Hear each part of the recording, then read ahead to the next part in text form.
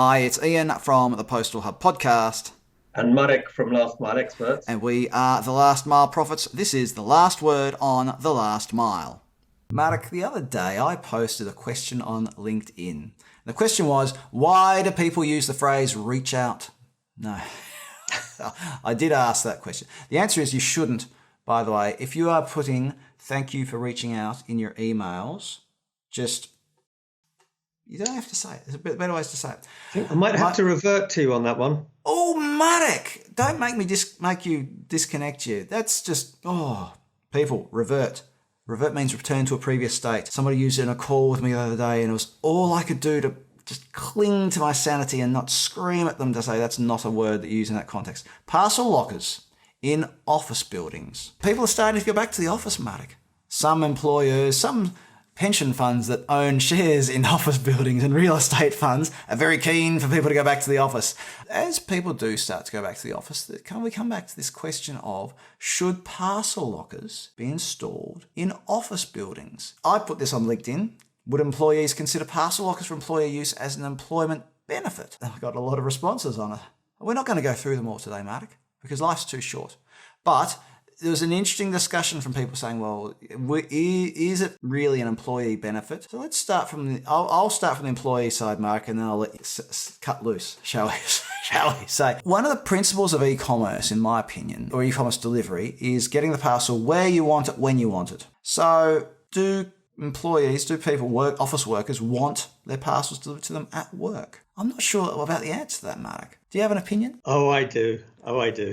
So first of all, you're right. It's about giving people parcels where they want them, but it's also about doing it in an efficient manner. And the reality is, yes, there will probably be some specific cases where people will want it to come to the office if it's an item that they don't really want to be carrying at home because it's, a gift for their mistress, or maybe they don't have a delivery option nearby at home. I mean, if they're in a suburb or an area where there's no out-of-home delivery at home and they don't want to get residential delivery, maybe they could do that. Although it could be that the parcel locker near home, it's more difficult to hide it and so on. I don't know. Maybe that's a bit of an extension to thinking that's unnecessary. But I would say, generally speaking, most people, if they have a locker that is slipper distance, thank you, bpost, for that phrase, I think.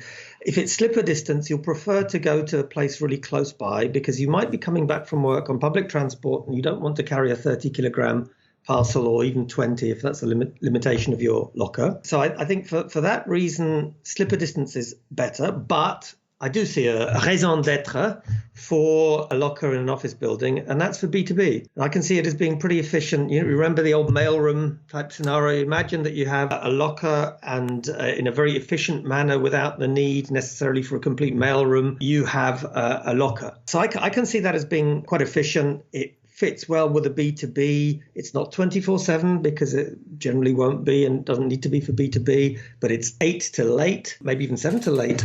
So, yes, I think it does make sense, but for B2B. When we think about the management of office buildings as well, how much longer will we see office buildings with a reception desk? So how soon will we see office buildings that don't even have people sitting behind a reception desk, whether it's a security person or like a secretary type person sitting behind a reception counter? I suppose a receptionist is probably the right word. You know what I mean? And we go to a digital check-in for people who want to visit, if they're going to an office, a level on an office floor. So what happens to those deliveries to the office building anyway? Do you automate the entire process like you've just hinted at there, Marek? You make it the entire parcel process, whether it's a business parcel or a personal parcel, goes into these lockers. I guess then you got to ask the question, how is that all managed? But we all know examples of those. When you go into an office building, you have to sign in. Right? The classic for me is when you go into a postal organisation. They've got a multi-level building and you've got to sign in at reception. And also in the reception queue, you see couriers are dropping things off because they don't want to go to the mailroom and things like that. Or the courier's in that queue and they get to the front of the queue and the receptionist says, well, you've got to go around the back to the loading bay. Things like that. So maybe I think that there will be applications, and I can imagine a scenario where the assistant from the given department on his or her way in checks their app. Oh, there are 5 pieces of mail or parcels to our department. pick it up from the machine on the way. No need for a mailroom. And you're right. I've actually seen office buildings where you have an automated reception. So you can either scan your business card or you put in your core data. And I can really imagine a hologram or a robot at some stage welcoming you, and actually the mailroom stuff being sorted out by a locker. Now, I guess if we try to think about other kinds of online shoppers, I mean, personally, I wouldn't do this, but I understand that there are some people who might, go online on a Friday morning and buy their outfit that they're going to wear after work on a Friday night, and they're not going to go home.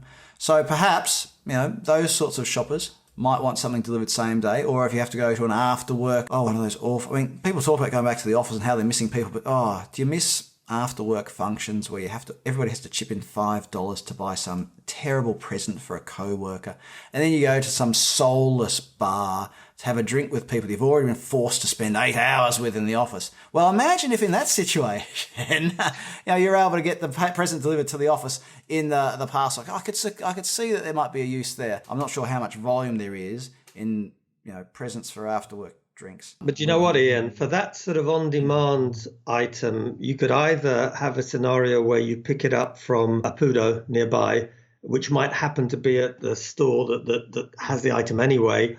Alternatively, you could have a sort of, we talked about in a recent VC, we talked about Glover, etc. So the Glover guy meets you outside the office. So I don't think you need to, because it's such a specific use case. I know that you're a real party animal, so it might happen more often in your case, but for me, it would be once in a blue moon. If I can just talk about the Australian parcels market for a moment, I nearly said for a while, for a moment, there was a bit of pushback some years ago from major employers because their employees were getting their e-commerce purchases delivered at work. And so they banned it. They said, well, look, we're having to employ extra people in our own mailroom to deal with your e-commerce purchases. So in those environments, there might be some companies that say, well, it's going to be cheaper for us to go out and buy a parcel locker that will hopefully be carrier agnostic or whatever it might be, or work with someone to get a parcel locker in our foyer. But you've hinted at it earlier about you as a shopper choose the size of the parcels that you want to collect in certain areas. So if you're buying a 6-pack of wine, maybe that probably can't be delivered to a locker because you might need to have a handover, but something heavy, do you really want to pick that up from the locker at work, tuck it under your arm, or put it in your backpack and then carry it on the train on the way home? Maybe not. But if it's a book, pair of shoes, what else do people buy? I think you're right, Ian. Topical COVID subject. I bought myself some dumbbells so that I could try and at least attempt to be fit. And they're about 10 kilos between the two of them. I'm not convinced I'd want to carry those in public transport if I didn't have to. Well, you could do some squats and some bicep curls as you go along. Actually, that's a good point. You're right. Nobody would find that unusual. Nobody. Everybody would be fine with that. Oh, Marek, I spent many years travelling on Melbourne public transport. I saw a lot of odd things in the northern suburbs of Melbourne. My goodness, they're out there and they're on the number 57 tram. For those of you who are in Melbourne will know exactly what I mean. So let's just quickly summarise here, Marek, in the few seconds that we have left. So parcel lockers in office buildings, they may or may not be seen as an employee benefit, and employees may or may not use them. It really, there's a lot of it depends about it, isn't there? There is indeed. With one exception, I do genuinely see a B2B use. And I think if things develop the way that we discussed, that you start having virtual receptions and so on, I can see it happening. Especially if you're going to have out-of-hours access to those lockers as well, because if they're inside the foyer, it's good, but is it great? Comment below, everybody. This is a hot topic, I know, from the number of comments we've had on our LinkedIn post already. Marek Różycki, we've run out of time. Thanks for being on the Last Mile Profits today. Thank you, Ian. Thank you, everyone.